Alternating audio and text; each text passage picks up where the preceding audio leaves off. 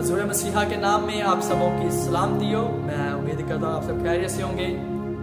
آج ہم بات کریں گے اولاد کی اچھی تربیت کے بارے میں، اور یہ ہمارا دوسرا حصہ ہے۔ اور آئیے ہم جانتے ہیں کہ کس طرح ہمیں اپنی اولاد کی اچھی تربیت کرنی چاہیے۔ اور کلام مقدس میں تربیت لفظ جو ہے وہ 160 بار آیا ہے۔ خداوند اپنی قوم کی تربیت کرتا ہوا ہمیں نظر آتا ہے، ایک ماں اپنی اولاد کی تربیت کرتی ہوئی ہمیں نظر آتی ہے، بادشاہ اپنی رعایا کی تربیت کرتا ہوا ہمیں نظر آتا ہے، اور استاد اپنے شاگرد کی تربیت کرتا ہوا ہمیں نظر آتا ہے۔ یعنی کہ تربیت ہر ایک موڑ پر ضروری ہے۔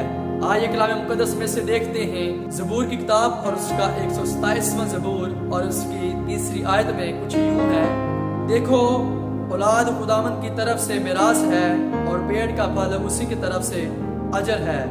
آمین۔ میرے عزیزو، یہ زبور بزرگ سلیمان کا زبور ہے، اور یہ زبور اولاد کی تربیت اور اولاد خداوند کی طرف سے میراث کے طور پر ہمیں خداوند دیتے ہیں، اس کے بارے میں ہے۔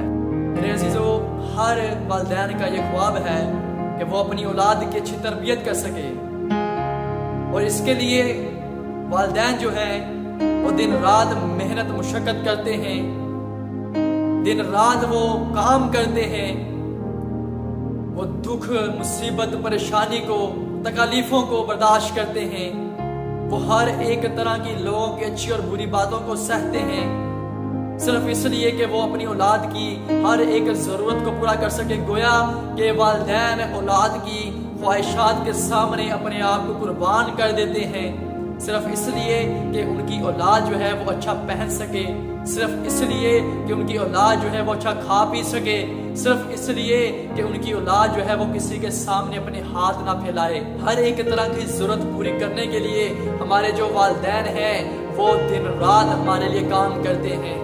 کچھ ایسے بھی والدین ہیں جو خود اتنے پڑھے لکھے نہیں ہوتے، لیکن میرے عزیزو لوگوں کی اچھی بری باتوں کو سنتے ہیں، صرف اس لیے کہ وہ اس مقام پر اپنی اولاد کو دیکھنا چاہتے ہیں جس مقام پر وہ خود نہیں پہنچ سکے۔